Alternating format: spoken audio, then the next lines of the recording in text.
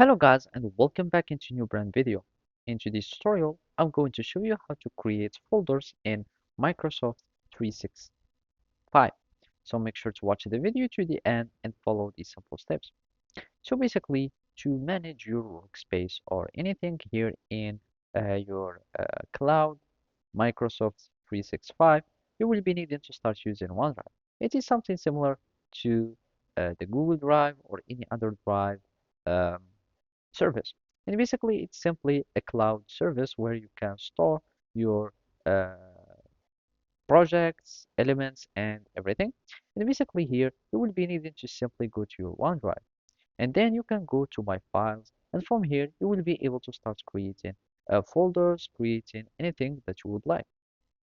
So as you can see here, I already have my these folders here, and basically you can start like clicking on each one and manage them. So as you can see, you can like simply delete and do whatever you'd like.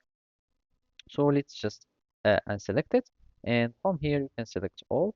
And basically, if you want to simply create a new folder, and basically now we will be needing just to click on add.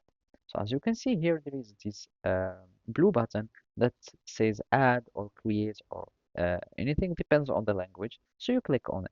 And from here, the first thing you would see is folder. So you click on folder.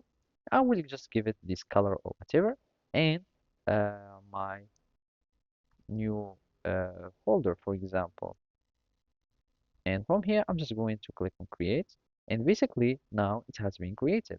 Now you can access to it and you can start like adding new elements on it. So let's just add something. So you can just like click on anything and it will be add to it. So basically this is how you can do it. Thank you for watching and see you next time.